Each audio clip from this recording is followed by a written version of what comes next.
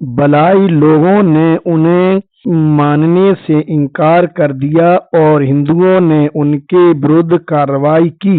बलाइयों को गांव के कुओं से पानी नहीं भरने दिया गया, उन्हें अपने पशुओं को चराने के लिए नहीं ले जाने दिया गया। बलाई लोगों को हिंदुओं की भूमि से गुजरने की मनाही कर दी, ताकि यदि किसी बलाई का खेत हिंदुओं के खेतों से घिरा हो तो बलाई अपने ही खेत तक ना पहुंच सके। हिंदुओं ने अपने पशुओं को भी बलाइयों के खेतों में चरने के लिए छोड़ दिया। बलाइयों ने इन अत्याचारों के विरुद्ध दरबार में याचिकाएं दायर की, किंतु चूंकि उन्हें समय पर कोई राहत नहीं मिली और अत्याचार जारी रहा, तो सैकड़ों बलाई लोग अपने बाल बच्चों सहित अपने घरों को, जहां वे पीढ़ियों से रहते आ रहे थे, छोड़कर सीमावर्ती रियासतों अर्थात धार, देवास, बागली, भोपाल, ग्वालियर तथा अन्य रियासतों के गांवों में जाकर बसने के लिए मजबूर हो गए। अपने नए घरों में उनकी क्या स्थिति रही, उस पर फिलहाल हम विचार नहीं करेंगे। गुजरात में कविता की घटना तो पिछले ही वर्ष घटी है। कविता के हिंदुओं ने अछूतों को आदेश दिया कि वे अपने बच्चों को सरकार द्वारा चलाए जा रहे गांव के आम स्कूल में ना भेजें। हिंदुओं की इच्छाओं के विरुद्ध नागरिक अधिकार का प्रयोग करने का साहस करने के लिए कविता के अछूतों को कितने कष्टों का सामना करना पड़ा, सभी जानते हैं। इसे विस्तार से बताने की आवश्यकता नहीं है। एक अन्य घटना गुजरात में अहमदाबाद जिले के जानू गांव में हुई। नवंबर 1935 में संपन्न परिवारों की कुछ अछूत महिलाओं ने धातु के बर्तनों में पानी लाना आरंभ कर दिया। हिंदुओं ने अछूतों द्वारा धातु के बर्तनों के प्रयोग को अपने सम्मान के विरुद्ध समझा और अछूत महिलाओं पर इस गुस्ताखी के लिए हमला किया। एक बहुत ही नई घटना की सूचना जयपुर रियासत में चकवारा से मिली है।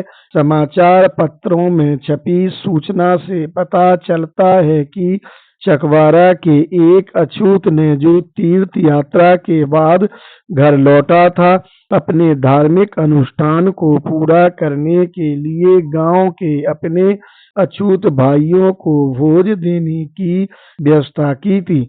मेजबान की इच्छा थी कि मेहमानों को बहुमूल्य भोजन खिलाया जाए और उसमें घी से युक्त व्यंजन भी परोसे जाएं।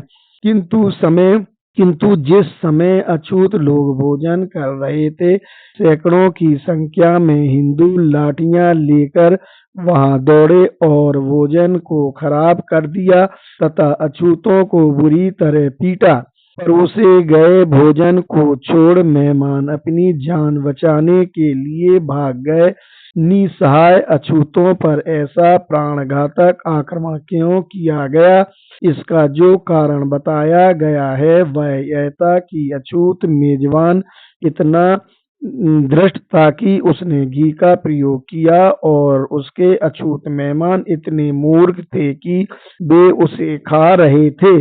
घी निसंदेह अमीरों के लिए एक विलास की वस्तु है, किंतु कोई भी यह नहीं सोचेगा कि घी ऊंचे सामाजिक स्तर का प्रतीक है।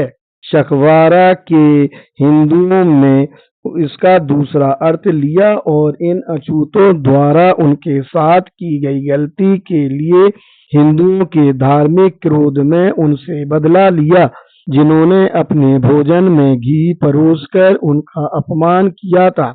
उन्हें यह जानना चाहिए था कि वे हिंदुओं के सम्मान की बराबरी नहीं कर सकते। इसका यह अर्थ है कि किसी अछूत को घी का प्रयोग नहीं करना चाहिए। ऐसा करना हिंदुओं के प्रति उद्दंडता है। यह घटना 1 अप्रैल 1936 या उसके आसपास की है। इन तथ्यों को बताने के बाद अब मैं सामाजिक सुधार के बारे में बात करूंगा। ऐसा करने में मैं जहाँ तक हो सकता है श्री बनर्जी का अनुसरण करूँगा। मैं राजनीतिक प्रवृत्ति के हिंदुओं से पूछता हूँ, जब आप अपने ही देश के अछूतों जैसे एक बहुत बड़े वर्ग को सार्वजनिक स्कूल का प्रयोग नहीं करने देते तो क्या राजनीतिक सत्ता के योग हैं? जब आप उन्हें सार्वजनिक कुओं का प्रयोग नहीं करने देते तो क्या आप राजनीतिक सत्ता के योग हैं? जब आप उन्हें आम सड़कों का प्रयोग नहीं करने देते तो क्या आप राजनीतिक सत्ता के योग हैं? जब आप उन्हें अपनी पसंद के आभूषण और वेशभूषा धारण नहीं करने देते तो क्या आप राजनीतिक सत्ता के योग हैं? जब आप उन्हें उनकी पसंद का भोजन नहीं करने देते तो क्या आप राजनीतिक सत्ता के योग हैं? मैं इस प्रकार के अनेक प्रश्न पूछ सकता हूँ, किंतु यही प्रश्न काफी होंगे। मैं व्यग्र हूँ यह जानने के लिए कि श्री बनर्जी क्या उत्तर देते। मुझे यकीन है कि कोई भी समझदार व्यक्ति इसका हाँ में उत्तर देने का साहस नहीं करेगा। प्रत्येक कांग्रेसी को जो श्री मिल के इस सिद्धांत को मानता है कि एक देश दूसरे देश पर शासन करने योग्य नहीं है, यह बात स्वीकार करनी चाहिए कि एक वर्ग दूसरे वर्ग पर भी शासन करने के योग्य नहीं है। तब यह कैसे हुआ कि सामाजिक सुधार दल लड़ाई हार गया? इसे सही रूप में समझने के लिए इस बात पर ध्यान देना जरूरी है कि समाज सुधारक किस प्रकार के समाज सुधार के लिए आंदोलन कर रहे हैं। इस संबंध में यह आवश्यक है कि हिंदू परिवार के सुधार के अर्थ में समाज सुधार और हिंदू समाज के पुनर्गठन तथा पुनर्निर्माण के अर्थ में समाज सुधार, इन दोनों में अंतर किया जाए। पहले प्रकार के समाज सुधार का संबंध विधवा विवाह, बाल विवाह आदि से है, जबकि दूसरे प्रकार के समाज सुधार का संबंध जाति प्रथा के उन्मूलन से है। सामाजिक सम्मेलन एक ऐसी संस्था थी जिसका संबंध मुख्य रूप से ऊंची जाति के प्रबुद्ध हिंदुओं से था, जो जाति प्रथा के उन्मूलन के लिए आंदोलन करना आवश्यक नहीं समझते थे या उनमें इसके लिए आंदोलन करने का साहस नहीं था। उन्होंने जबरन विधवापन, बाल विवाह जैसी बुराइयों को जो उनमें फैली हुई थी और जिन्हें वे खुद महसूस करते थे, दूर करने की भारी आवश्यकता को महसूस किया। वे हिंदू समाज में सुधार करने के लिए खड़े नहीं हुए थे। वह जो लड़ाई लड़ रहे थे वह परिवार के सुधार के प्रश्न पर ही केंद्रित थी।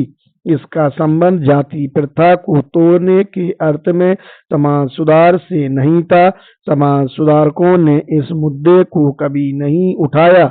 यही कारण है कि सामाजिक सुधार दल समाप्त हो गया। मैं जानता हूँ कि यह दलील इस तथ्य को नहीं बदल सकती कि राजनीतिक सुधार को वास्तव में सामाजिक सुधार से वरीयता मिली, किंतु तर्क का अगर अधिक नहीं तो इतना मूल्य तो है ही। इससे स्पष्ट होता है कि समाज सुधारक क्यों सफल नहीं हुए। इससे हमें यह भी समझने में सहायता मिलती है कि राजनीतिक सुधार दल ने सामाजिक सुधार दल के ऊपर जो विजय प्राप्त की वह कितनी सीमित थी, और यह विचार की सामाजिक सुधार के राजनीतिक सुधार से पहले होने की आवश्यकता नहीं है। ऐसा विचार केवल तभी उत्पन्न होता है जबकि समाज सुधार का अर्थ परिवार का सुधार हो। यह तथ्य कि राजनीतिक सुधार समाज के पुनर्गठन के अर्थ में सामाजिक सुधार के ऊपर वरीयता प्राप्त नहीं कर सकता, एक ऐसा शोध प्रबंध है जिस पर मैं समझता हूँ मतभेद नहीं हो सकता। राजनीतिक संविधानों के निर्माताओं को सामाजिक शक्तियों को ध्यान में रखना चाहिए। इस तथ्य को फर्डिनेंड लेजले जैसे महान व्यक्ति ने स्वीकार किया है, जो कार्ल मार्क्स का मित्र और सहकर्मी था। 1862 में प्रासिया की एक सभा में लेजले ने कहा था, संवैधानिक प्रथम संवैधानिक प्रश्न सर्वप्रथम अधिकार के प्रश्न नहीं बल्कि शक्ति के प्रश्न होते हैं। किसी देश के वास्तविक संविधान का अस्तित्व उस देश में विद्यमान शक्ति की वास्तविक स्थिति में ही होता है।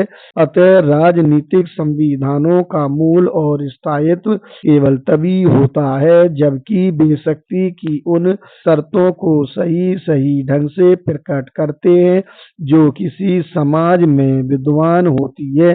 किंतु प्रेस या जाने की जरूरत नहीं है, घर में ही उसके प्रमाण हैं। उस सांप्रदायिक अधिनिर्णय का क्या महत्व है जिसमें विविध जातियों और समुदायों के परिभाषित अनुपातों में राजनीतिक सत्ता का आवंटन हो। मेरे विचार से इसका महत्व इस बात में है कि राजनीतिक संविधान को सामाजिक संगठन को ध्यान में रखना चाहिए। इससे प्रकट होता है कि ऐसे राजनीतिक जिन्होंने यह नहीं माना कि भारत की सामाजिक समस्या का राजनीतिक समस्या पर भी कोई प्रभाव है, वे संविधान तैयार करने में सामाजिक समस्या को मानने के लिए बाध्य हुए। कहने का तात्पर्य यह है कि सांप्रदायिक अधिनिर्णय सामाजिक सुधार की अपेक्षा से उत्पन्न प्रतिशोध है। यह सामाजिक सुधार दल के लिए विजय है जो यह दिखाता है कि चाहे वे हार गए किंतु उनका सामाजिक सुधार के महत्व पर बल देना ठीक नहीं था। मैं जानता हूं कि बहुत से लोग इस तथ्य को स्वीकार नहीं करेंगे। इस प्रकार का विचार अभी मौजूद है और इस बात पर विश्वास करना अच्छा लगता है कि सांप्रदायिक अधिनिर्णय अस्वाभाविक है और यह नौकरशाही तथा अल्पसंख्यकों के बीच आपवित गठबंधन का परिणाम है।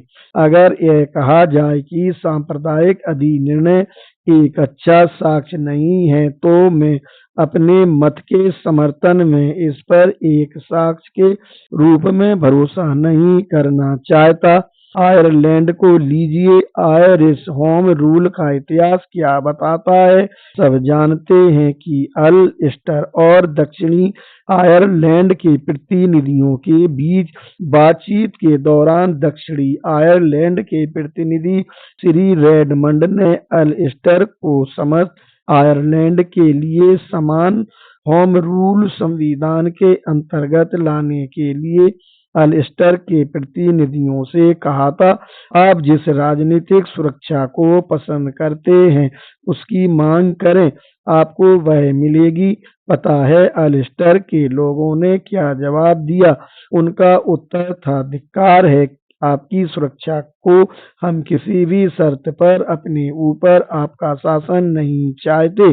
जो लोग भारत में अल्पसंख्यकों पर दोषारोपण करते हैं उन्हें इस बात पर विचार करना चाहिए कि यदि अल्पसंख्यक वह रवैया अपना लेते हैं जो अल्स्टर ने अपनाया था तो बहुसंख्यकों की राजनीतिक आकांक्षाओं का क्या होता? आयरिश होम रूल के प्रति अल्स्टर के रवैये को देखते हुए क्या यह कुछ भी नहीं है कि अल्पसंख्यक उस बहुसंख्यक के शासन में रहने को सहमत हो गए जिसने राजनीतिकता की कोई अधिक भावना नहीं दिखाई? और क्यों उनके लिए कुछ सुरक्षात्मक उपायों की व्यवस्था की? किंतु यह केवल आकस्मिक है। मुख्य प्रश्न यह है कि अल्स्टर ने ऐसा रवैया क्यों अपनाया? मैं इसका केवल एक उत्तर दे सकता हूं कि अल्स्टर और दक्षिणी आयरलैंड के बीच एक सामाजिक समस्या थी। कैथोलिक और प्रोटेस्टेंटों के बीच एक समस्या निश्चय ही जाति की समस्या थी। आयरलैंड में होम रूल एक प्रकार से रोम का शासन रूल होगा। अल्स्टर वासियों ने इसी रूप में अपना उत्तर तैयार किया था किंतु इस बात को बताने का यही एक अन्य तरीका है कि कैथोलिकों और पेंटो के बीच जाति की सामाजिक समस्या थी, जिसने वहां राजनीतिक समस्या का हल नहीं होने दिया। इस साक्ष्य को फिर से चुनौती दिया जाना निश्चित है। यहाँ भी साम्राज्यवादी हाथ काम कर रहा था, किंतु मेरे साधन समाप्त नहीं हुए हैं। मैं रोम के इतिहास से साक्ष्य दूंगा। यहाँ कोई भी यह नहीं कह सकता कि कोई दुष्ट आत्मा काम कर रही थी। जिस किसी ने भी रोम के इतिहास का अध्ययन किया है, उसे पता होगा कि रोम के गणतंत्रवादी संविधान में सांप्रदायिक अधिनिर्णय से बहुत अधिक मिलते जुलते तत्व थे। जब रोम में राजशाही का उन्मूलन हुआ तो राजसी सत्ता या परसत्ता इंपीरियम काउंसिलों और पोंटिफेक्स मैक्सिमस के बीच विभक्त हो गई थी। काउंसिलों में राजा का धर्मनिरपेक्ष प्राधिकार निहित था, जबकि पोंटिफेक्स मैक्सिमस ने राजा का धार्मिक प्राधिकार ग्रहण किया था। इस गणतंत्रतावादी संविधान ने दो काउंसिलों का प्रावधान किया था, एक था पैट्रिशियन और दूसरा था प्लेबियन।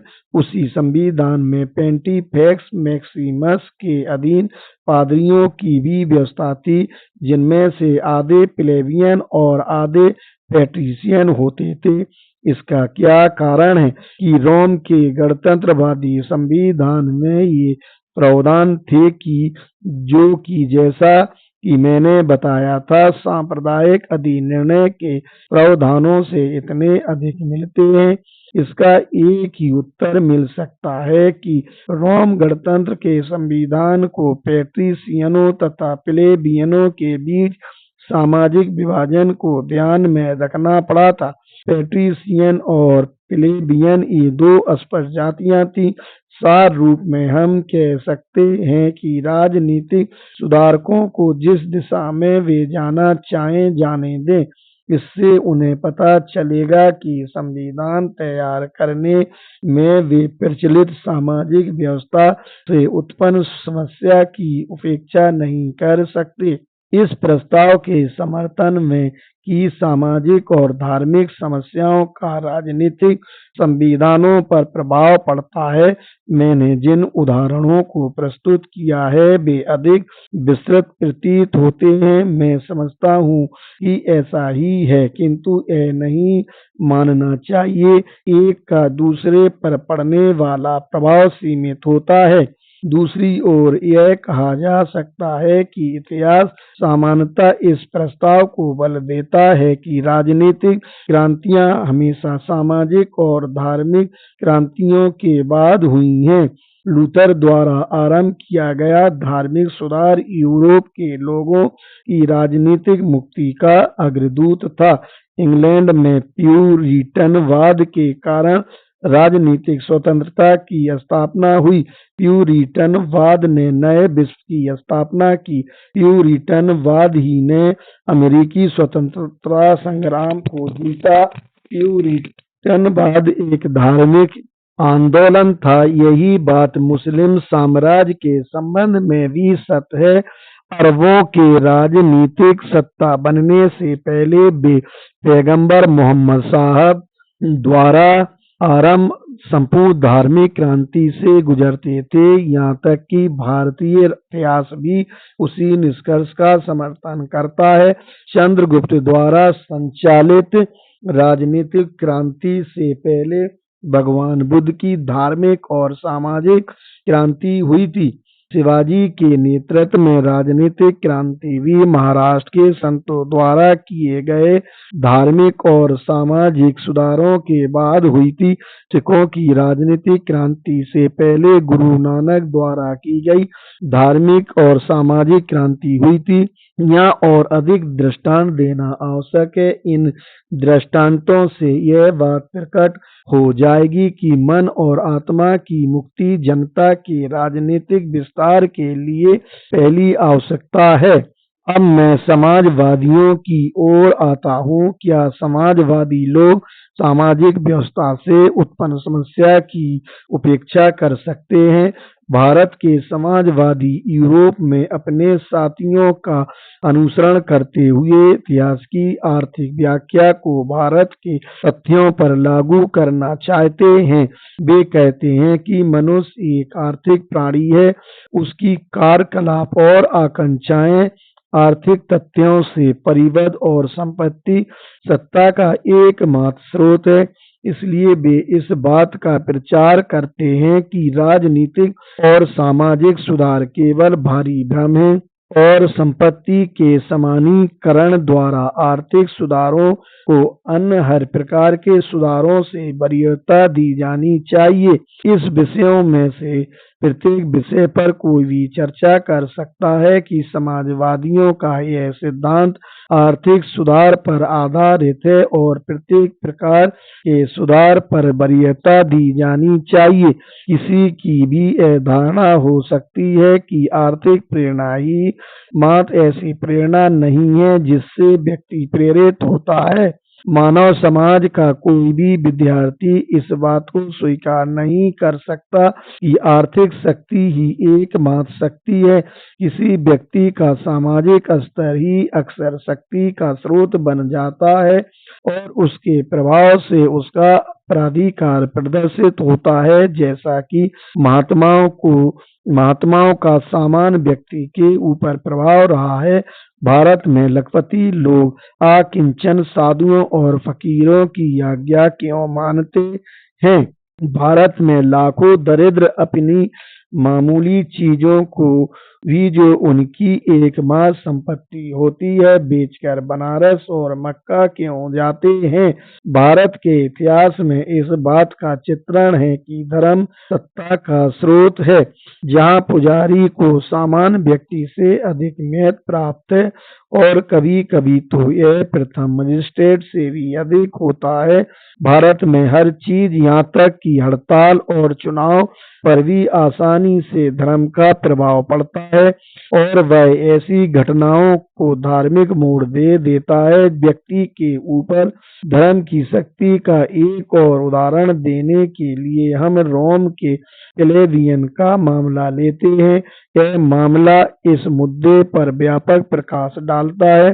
प्लेब लोगों ने रोमन गणराज्य के अधीन सर्वोच्च कार्यकारी सत्ता में भागीदारी होने के लिए लड़ाई लड़ी थी और उन्होंने प्लेबियनों की असेंबली कॉमिटिया सेंचुरियाटा द्वारा गठित पृथक निर्वाचन मंडल द्वारा निर्वाचित एक प्लेबियन वाणिज्य दूत की नियुक्ति कराने में सफलता प्राप्त की थी। वे अपना ही एक कांसुल वाणिज्य दूत चाहते थे क्योंकि वे महसूस करते थे कि पेट्रेशियन वाणिज्य दूत प्रशासन के मामले में प्लेबियनों के साथ भेदभाव करते हैं। उन्होंने स्पष्टता एक बड़ा लाभ प्राप्त किया था क्योंकि रोम के गणराज्य जीए संविधान के अधीन एक वाणिज्य दूत कांसुल को दूसरे वाणिज्य दूत के कार्य को वीटो करने की शक्ति प्राप्त थी। किंतु क्या वास्तव में उन्हें कोई लाभ हुआ? उत्तर है नहीं। प्लेबियनों को ऐसा कोई भी प्लेबियन वाणिज्य दूत नहीं मिल सका जिसे शक्तिशाली व्यक्ति कहा जा सके और जो पेट्रिशियन वाणिज्य दूत से स्वतंत्र काम कर सके। साधारणतः इस तथ्य को ध्यान में रखते हुए कि प्लेबियनों को एक शक्तिशाली प्लेबियन वाणिज्य दूत मिल सकता था यदि उसका चुनाव पृथक प्लेबियन निर्वाचन मंडल द्वारा किया जाता। प्रश्न यह है कि वे अपना एक मजबूत प्लेबियन वाणिज्य दूत क्यों प्राप्त नहीं कर सके? इस प्रश्न के उत्तर से पता चलता है कि लोगों के दिमाग पर धर्म का कितना प्रभाव पड़ता है। सारी रोम की जनता में यह एक मान्यता थी कि कोई भी अधिकारी तब तक अपने कार्यालय की ड्यूटी नहीं संभाल सकता जब तक कि डेल्फी का ओरेकल यह घोषित न कर दे कि वह देवी को स्वीकार है। डेल्फी की देवी के मंदिर के प्रभारी पुजारी सभी पैट्रिशियन थे। इसलिए जब कभी प्लेबियन किसी ऐसे वाणिज्य दूत को चुनते जो पैट्रिशियनों के विरोधी दल का माना जाता था, या यदि भारत में प्रचलित शब्द का प्रयोग करें तो कहेंगे सांप्रदायिक माना जाता था, ऐसी स्थिति में ओरेकल सदा ही यह घोषणा कर देता था कि वह देवी को स्वीकार नहीं है। इस प्रकार प्लेबियन को अपने अधिकारों के लिए धोखा दिया जाता था, लेकिन उल्लेखनीय बात यह है कि प्लेबियनों ने स्वयं को इस प्रकार धोखा खाने दिया क्योंकि पैट्रिशियनों की भांति उनका भी दृढ़ विश्वास था कि किसी अधिकारी द्वारा अपने कर्तव्य का भार ग्रहण करने के लिए देवी का अनुमोदन पहली शर्त है और जनता द्वारा निर्वाचन ही काफी नहीं है। यदि प्लेबियन इस बात का दावा करते कि निर्वाचन ही पर्याप्त है और देवी का अनुमोदन आवश्यक नहीं है, तो वे इस राजनीतिक अधिकार का पूरा लाभ उठा सकते थे जो उन्हें प्राप्त था, किंतु उन्होंने ऐसा नहीं किया। वे एक ऐसा अन्य व्यक्ति चुनने पर सहमत हो गए जो उनके लिए कम उपयुक्त था किंतु देवी के लिए अधिक उपयुक्त था, अर्थात पैट्रिशियनों के लिए अधिक अनुकूलता। धर्म त्यागने की अपेक्षा प्लेबियनों ने उस भौतिक लाभ को त्याग दिया जिसके लिए उन्होंने इतना कड़ा संघर्ष किया था। क्या इससे यह प्रकट नहीं होता कि धर्म यदि धन से अधिक नहीं तो उसके बराबर शक्ति का स्रोत हो सकता है। भारत के समाजवादियों का भ्रम इस कल्पना में निहित है कि चूंकि आज यूरोपीय समाज में संपत्ति सत्ता के स्रोत के रूप में अभिभावी है, इसलिए यही बात भारत के संबंध में भी सही है और यही बात भूतकाल में यूरोप के संबंध में भी सत्य थी। धर्म, सामाजिक प्रतिष्ठा की संपत्ति, ये सभी सत्ता और प्राधिकार के स्रोत हैं जो एक आदमी के पास दूसरे की आजादी पर नियंत्रण करने के लिए होते हैं। एक स्थिति में एक बात अभिभावी होती है तो दूसरी स्थिति में अन्य बात अभिभावी होती है। यही एकमात्र अंतर है। यदि स्वतंत्रता आदर्श है, यदि स्वतंत्रता का अर्थ इस प्रभुत्व का विनाश है जो किसी एक व्यक्ति को किसी दूसरे के ऊपर प्राप्त है, तो स्पष्ट है कि इस बात पर बल नहीं दिया जा सकता है कि आर्थिक सुधार ही एक इस प्रकार का सुधार है जिसे हासिल किया जाना चाहिए यदि शक्ति और प्रभुत्व का स्रोत किसी विशेष समय अथवा किसी विशेष सामाजिक तथा धार्मिक समाज में मौजूद है, तो सामाजिक सुधार और धार्मिक सुधार को आवश्यक सुधार के रूप में स्वीकार किया जाना चाहिए।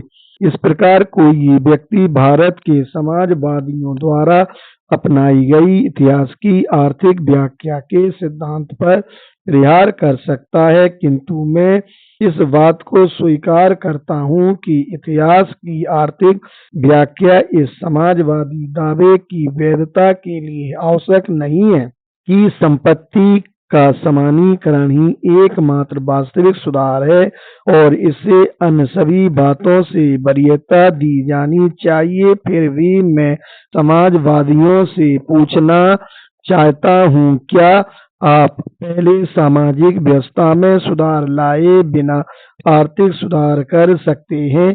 ऐसा प्रतीत होता है कि भारत के समाजवादियों ने इस प्रश्न पर विचार नहीं किया है।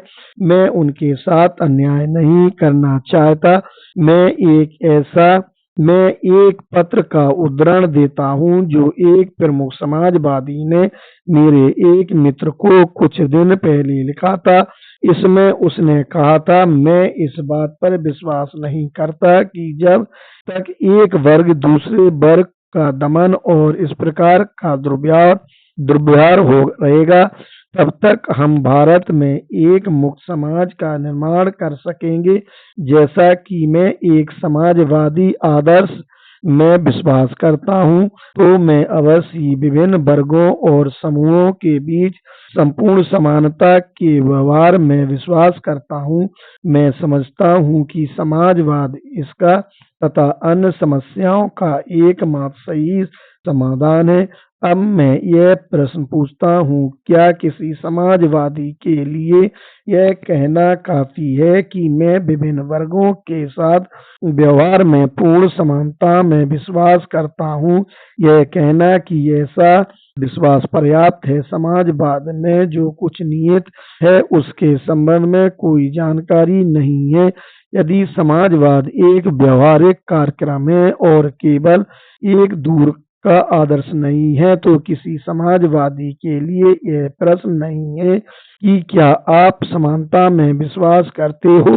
इसके लिए प्रश्न यह है कि क्या यह इस बात को नापसंद करता है कि एक वर्ग एक व्यवस्था या एक सिद्धांत के रूप में दूसरे वर्ग के साथ दुर्व्यवहार करता रहे और उसका दमन करता रहे और इस तरह अत्याचार और दमन को चलते रहते देखता रहे और इस प्रकार एक वर्ग दूसरे से अलग हो जाए। अब मैं अपनी बात को पूरी तरह स्पष्ट करने के लिए उन कारणों का विश्लेषण करूंगा जो समाजवाद की प्राप्ति में निहित है। अब यह स्पष्ट है कि समाजवादियों द्वारा अपेक्षित आर्थिक सुधार तब तक नहीं हो सकते जब तक कि सत्ता को हथियाने के लिए क्रांति नहीं होती। सत्ता को सर्वहारा वर्ग द्वारा हथियाना जाना चाहिए। मेरा पहला प्रश्न है, क्या भारत का सर्वहारा वर्ग यह क्रांति लाने के लिए संगठित हो जाएगा? ऐसे कार्य के लिए व्यक्तियों को कौन प्रेरित करेगा? मुझे लगता है कि अन्य बातें समान रहने पर केवल एक बात जो किसी व्यक्ति को इस बात की कार्रवाई करने के लिए प्रेरित करेगी वह यह भावना है कि दूसरा आदमी जिसके साथ वह काम कर रहा है वह समानता, भाईचारा और इनसे भी बढ़कर न्याय की भावना से प्रेरित है। लोग जब तक यह नहीं जानेंगे कि क्रांति के बाद उनके साथ समानता का व्यवहार होगा और जाति और नस्ल का कोई भेदभाव नहीं होगा, तब तक वे संपत्ति के समानीकरण हेतु क्रांति में शामिल नहीं होंगे। क्रांति का नेतृत्व करने वाले किसी समाजवादी का यह आश्वासन कि मैं जाति प्रथा में विश्वास नहीं करता, मेरे विचार में काफी नहीं है।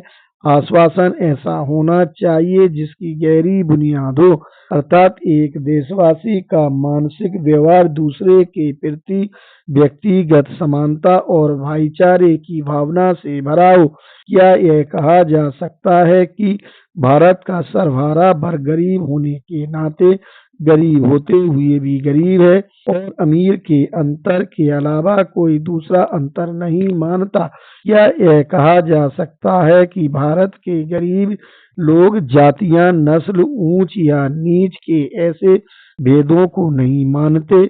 यदि सच्चाई यह है कि वे मानते हैं तो इस प्रकार के सर्वहारा से अमीरों के विरुद्ध कार्रवाई करने में किस एकता की अपेक्षा की जा सकती है?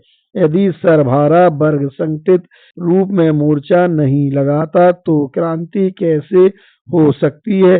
तर्क के लिए मान लिया जाए कि सौभाग्य से क्रांति हो जाती है और समाजवादी सत्ता में आ जाते हैं तो क्या उन्हें उन समस्याओं से नहीं निपटना होगा जो भारत में प्रचलित विशेष सामाजिक व्यवस्था से उत्पन्न हुई है?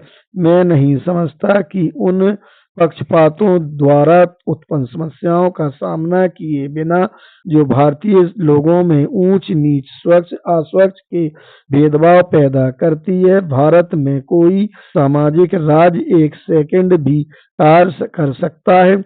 यदि समाजवादी अच्छी सूक्तियों बोलने से ही संतुष्ट नहीं है और यदि समाजवादी समाजवाद को एक निश्चित वास्तविकता में बदलने के इच्छुक हैं तो उन्हें स्वीकार करना होगा कि सामाजिक सुधार की समस्या मूलभूत समस्या है और वे इससे बचकर नहीं भाग सकते। भारत में फैली सामाजिक व्यवस्था एक ऐसा मामला है जिससे समाजवादी को निपटना होगा। जब तक वह ऐसा नहीं करेगा तब तक वह अपनी क्रांति नहीं ला सकता, और यदि सौभाग्य से वह क्रांति लाता भी है तो उसे अपने आदर्श को प्राप्त करने के लिए इस समस्या से जूझना होगा। मेरे विचार से यह एक ऐसा तथ्य है जो निर्विवाद है।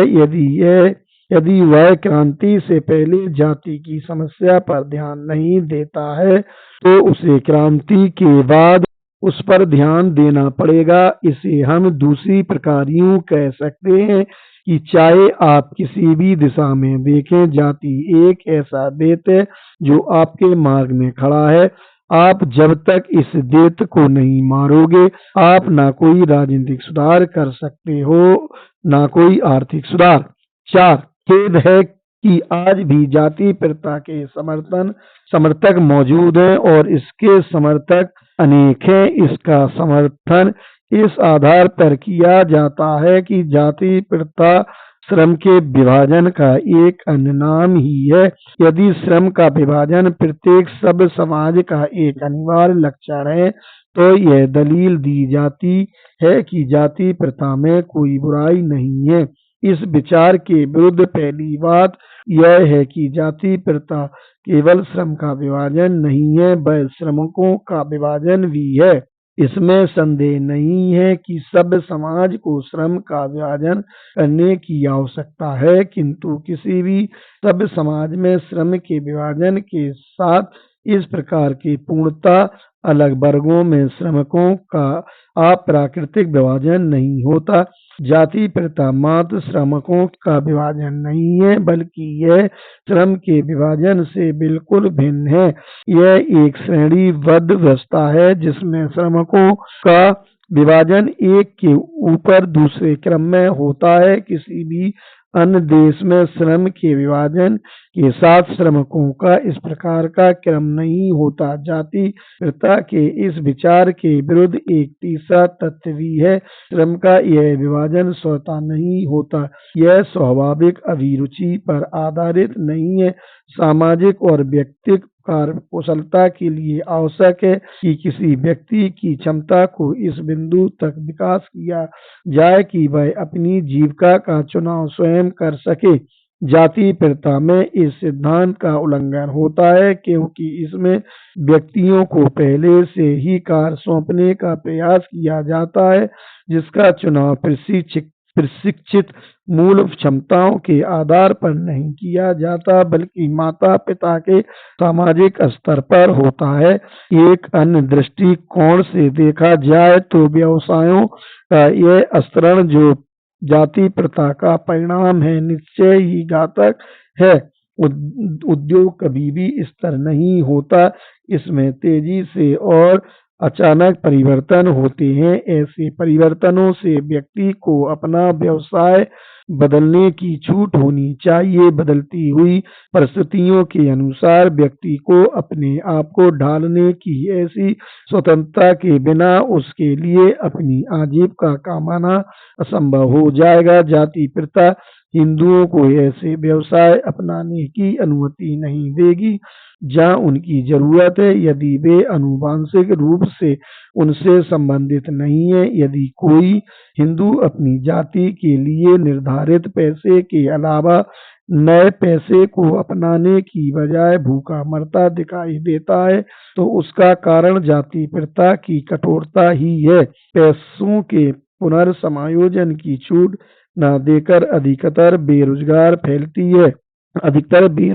फैलती है, जिसका सीधा कारण जाति प्रथा है जो हमारे देश में मौजूद है। श्रम के विभाजन के रूप में जाति प्रथा में एक और गंभीर दोष है। जाति प्रथा द्वारा उत्पन्न श्रम का विभाजन छांट पर आधारित विभाजन नहीं है। इसमें व्यक्तिगत भावना और व्यक्तिगत वरीयता को कोई स्थान नहीं है। इसका आधार पूर्व नियति का सिद्धांत है। सामाजिक कार्यकुशलता का विचार हमें इस बात को स्वीकार करने पर विवश करता है कि औद्योगिक प्रणाली में सबसे बड़ा दोष केवल निरंतरता नहीं है। इस प्रणाली में जो बड़ा कष्ट है वह यह है कि बहुत ज्यादा लोग ऐसे व्यवसायों में लगे हैं जिनके प्रति उनकी प्रवृत्ति नहीं है। यदि किसी ऐसे को व्यवसाय से निरंतर लगा रहना पड़े तो उस व्यक्ति को उससे पीछा छुड़ाने, उसके प्रति सद्भावना न होने और उससे बचने की इच्छा होती है। भारत में अनेक ऐसे व्यवसाय हैं जिन्हें हिंदू निकृष्ट मानते हैं, इसलिए जो लोग उनमें लगे हैं वे उनसे पीछा छुड़ाने को आतुर रहते हैं। ऐसे व्यवसायों से बचने और उन्हें त्यागने की निरंतर इच्छा बनी रहती है। इसका एकमात्र कारण वह निराशाजनक प्रभाव है जो उन पर हिंदू धर्म द्वारा उनके ऊपर आरोपित कलंक के कारण पड़ता है। ऐसी व्यवस्था में क्या कार्यकुशलता हो सकती है जिसमें ना तो लोगों के दिल और ना दिमाग अपने काम में होते हैं। इसलिए एक आर्थिक संगठन के रूप में जाति प्रथा एक हानिकारक व्यवस्था है, क्योंकि इसमें व्यक्ति की स्वाभाविक शक्तियों का दमन रहता है और सामाजिक नियमों की तात्कालीन आवश्यकताओं की प्रवृत्ति होती है। 5 कुछ लोगों ने जाति प्रथा के समर्थन में जैविक दलील दी है। कहा जाता है कि जाति का उद्देश्य प्रजाति की शुद्धता और रक्त की शुद्धता को परिरक्षित रखना है। अब नृजाति वैज्ञानिकों का मत है कि विशुद्ध प्रजाति के लोग कहीं नहीं है और संसार के सब भागों में सभी जातियों का मिश्रण है। विशेषकर भारत के लोगों के मामले में तो यह स्थिति आवश्यक है। श्री D.R. भंडारकर ने हिंदू जनसंख्या में विदेशी तत्व foreign elements in the Hindu population विषय पर अपने प्रलेख में कहा है कि भारत में शायद ही कोई ऐसा वर्ग या जाति होगी जिसमें विदेशी वंश का मिश्रण न हो। न केवल राजपूत और मराठा जैसी योद्धा जातियों में विदेशी रक्त का मिश्रण है, बल्कि ब्राह्मणों में भी है, जो इस सुखद भ्रांति में है कि वे सभी विदेशी तत्वों से मुक्त हैं। जाति प्रथा के संबंध में यह नहीं कहा जा सकता कि उनका विकास प्रजातियों के मिश्रण को रोकने अथवा रक्त की शुद्धता को बनाए रखने के साधन के रूप में हुआ है। वास्तव में जाति प्रथा का जन्म भारत की विभिन्न प्रजातियों के रक्त और संस्कृति के आपस में मिलने के बहुत बाद में हुआ। यह मानना कि जातियों की विभिन्नताएं अथवा प्रजाति की वास्तविक विभिन्नताएं और विभिन्न जातियों के संबंध में यह मानना कि वे इतनी ही अधिक विभिन्न प्रजातियां थीं, तथ्यों को तोड़ना मरोड़ना है। पंजाब के ब्राह्मणों और मद्रास के ब्राह्मणों में क्या जातीय संबंध है? बंगाल के अछूतों और मद्रास के अछूतों में क्या जातीय संबंध है? पंजाब के ब्राह्मणों और पंजाब के चमारों में क्या जातीय अंतर है? मद्रास के ब्राह्मणों और मद्रास के पेरिया में क्या जातीय अंतर है? जाति की दृष्टि से पंजाब का ब्राह्मण उसी प्रजाति का है जिसका पंजाब का चमार है, और मद्रास के ब्राह्मणों की वही जाति है जो मद्रास के पेरिया की। जाति प्रथा मानव वंश या प्रजाति के विभाजन का निर्धारण नहीं करती। जाति प्रथा तो एक ही प्रजाति के लोगों का सामाजिक विभाजन है। यदि यह मान लिया जाए कि जाति प्रथा मानव प्रजाति को विभाजित कर देती है, तो यह भी सवाल किया जा सकता है कि अगर भारत में अलग अलग जाति और रक्त के समुदायों को अंतर्विवाह करने की अनुमति दी तो विभिन्न प्रजातियों और परिवारों को एक दूसरे में समागम से क्या हानि होगी? इसमें संदेह नहीं कि जहाँ तक आदमियों और जानवरों का संबंध है, उनमें इतना गहरा अंतर है कि विज्ञान इन्हें दो अलग अलग जीव रूपों की मान्यता देता है, लेकिन जो वैज्ञानिक प्रजातियों की शुद्धता मिश्रणहीनता में विश्वास करते हैं, वे भी दावे के साथ यही नहीं कहते हैं कि अलग अलग प्रजाति के लोग अलग अलग किस्म के होते हैं।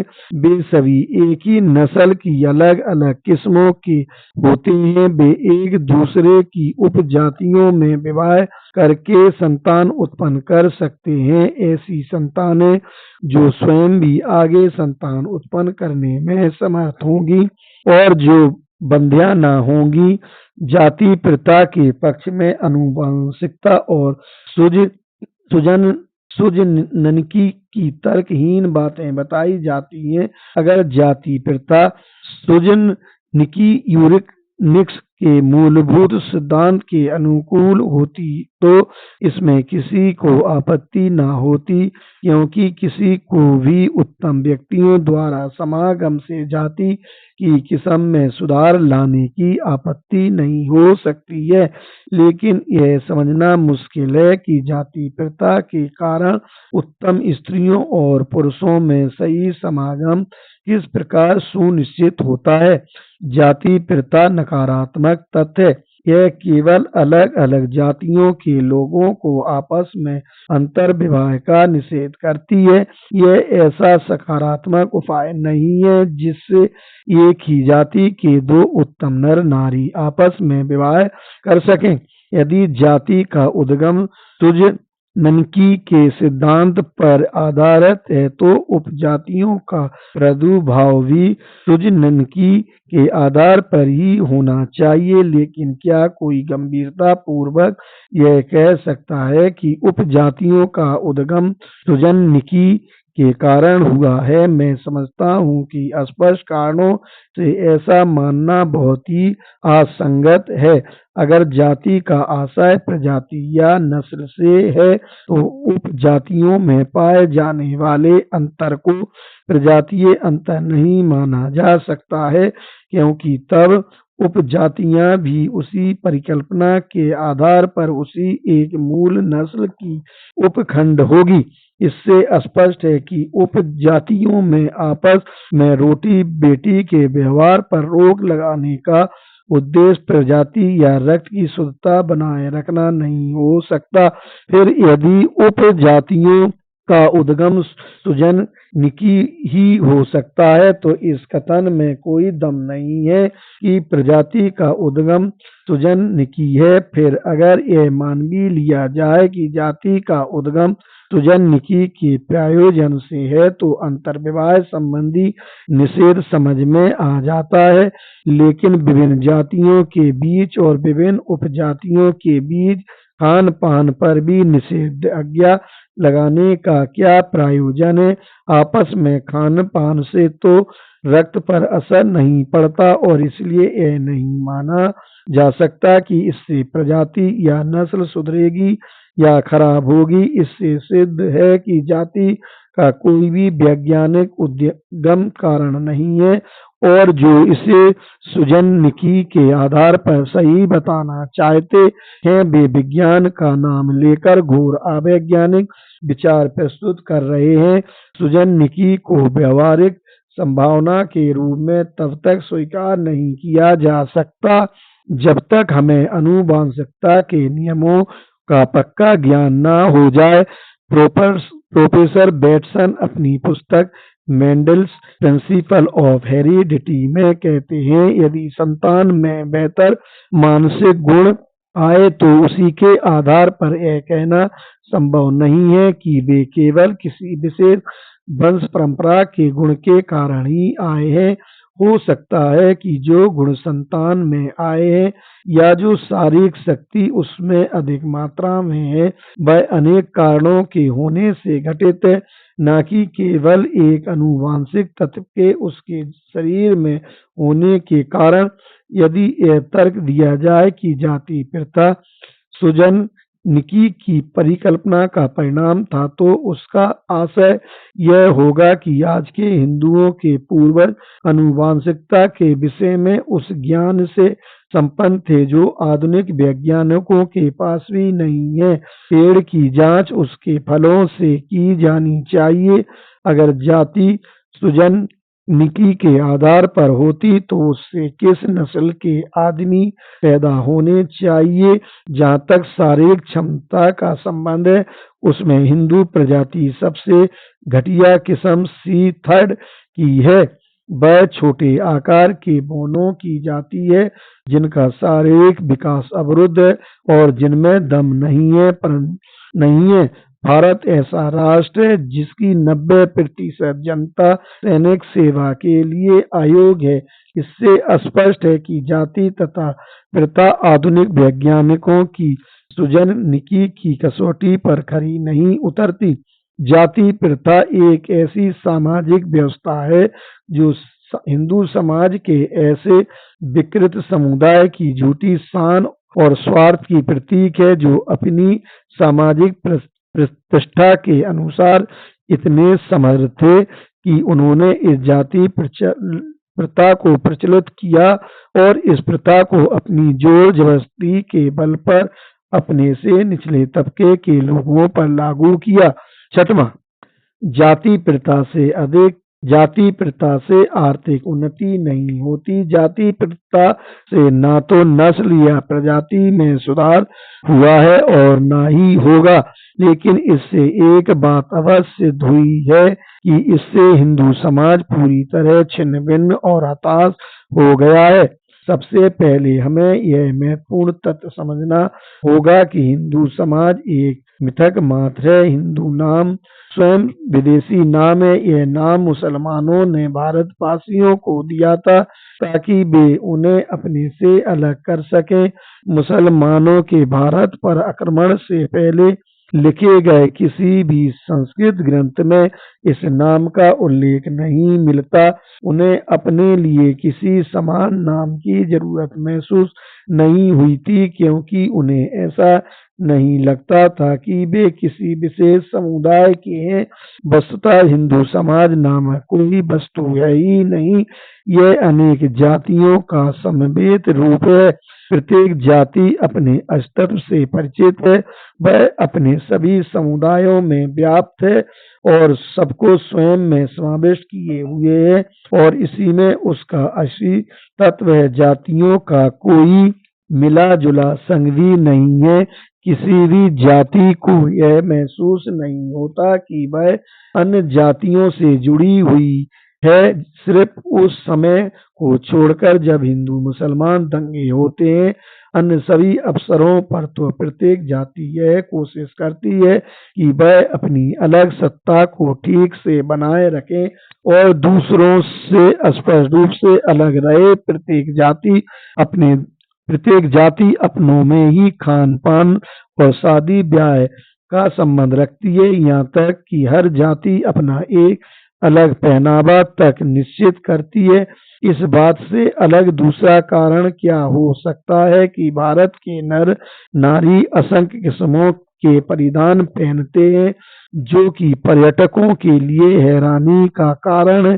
दरअसल हर आदर्श हिंदू उस चूहे की तरह है जो अपने ही बिल में घुसा रहता है और दूसरों के संपर्क में नहीं आना चाहता। हिंदुओं में उस चेतना का सर्वथा अभाव है जिसे समाज विज्ञानी समग्र वर्ग की चेतना कहते हैं। उनकी चेतना समग्र वर्ग से संबंध नहीं है। हर एक हिंदू में जो चेतना पाई जाती है वह उसकी अपनी ही जाति के बारे में होती है। किसी कारण यह कहा जाता है कि हिंदू लोग अपना समाज या राष्ट्र नहीं बना सकते, लेकिन अनेक भारतीयों की देशभक्ति की भावना उन्हें यह मानने की अनुमति नहीं देती कि वे एक राष्ट्र नहीं है अथवा वह विभिन्न समुदायों का मात्र एक अव्यवस्थित समूह है। वे इस पर आग्रह करते हैं कि ऊपर से अलग अलग दिखने वाली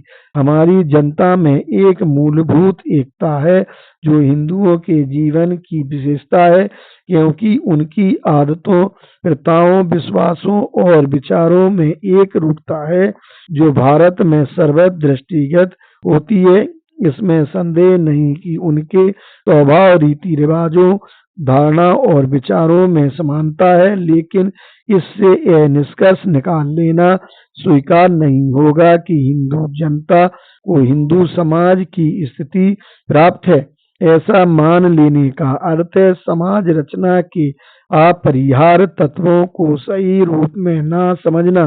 केवल भौतिक दृष्टि से पास पास रहने के कारण लोगों को उस व्यक्ति से अधिक समाज की संज्ञा नहीं दी जा सकती जो अपने समाज से मीलों दूर रहने पर अपने समाज का सदस्य नहीं रहता है। दूसरी बात यह है कि केवल आदतों, रीति रिवाजों, धारणाओं और विचारों की समानता होने से ही व्यक्तियों को समाज नहीं कहा जा सकता। चीजें भौतिक रूप से एक से दूसरे व्यक्ति के पास पहुंच सकती है, जैसे ईंटें।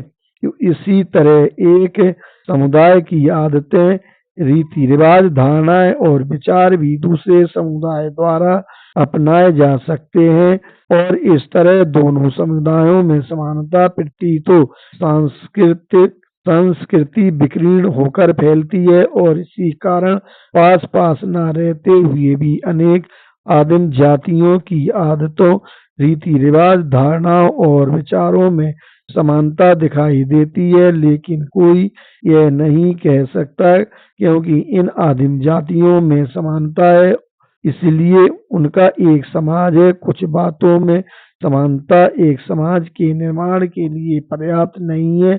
लोग एक समाज का निर्माण करते हैं क्योंकि वे समान रूप से व्यवहार करते हैं।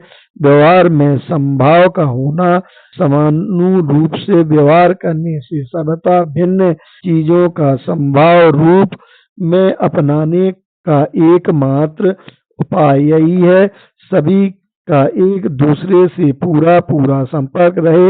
इसी बात को दूसरे ढंग से कह सकते हैं कि समाज आपसी संपर्क और आपसी संवाद को सतत जारी रखकर ही अपने अस्तित्व को बनाए रखता है। मूर्त रूप से कहा जाए तो सिर्फ यही काफी नहीं है कि सभी लोग वैसे ही आचरण करें जैसे अन्य लोग कर रहे हैं। अगर अलग अलग लोग एक जैसा ही सब कुछ कर रहे हैं तो भी उन्हें उसी समाज का अंग नहीं माना जा सकता। इससे सिद्ध होता है कि हिंदुओं की विभिन्न जातियों के लोग एक से ही त्योहार मनाते हैं, लेकिन अलग अलग जातियों द्वारा उन्हीं त्योहारों के मनाए जाते रहने के बावजूद वे एक समाज में नहीं बंध पाए हैं।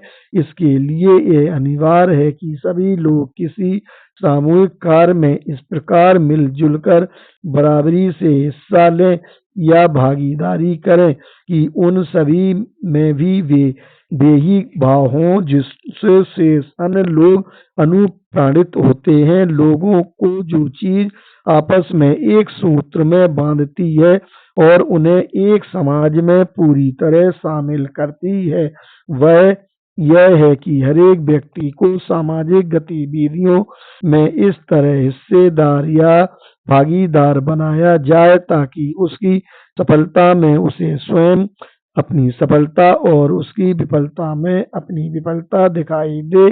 जाति प्रथा इस प्रकार की सामूहिक गतिविधियों का आयोजन नहीं होने देती और सामूहिक गतिविधियों को इस प्रकार वर्जित करके ही उसने हिंदुओं को एक ऐसे समाज के रूप में उभरने से रोका है जिसमें सभी समुदाय एक होकर जिए और उनमें एक ही चेतना व्याप्त हो जाए।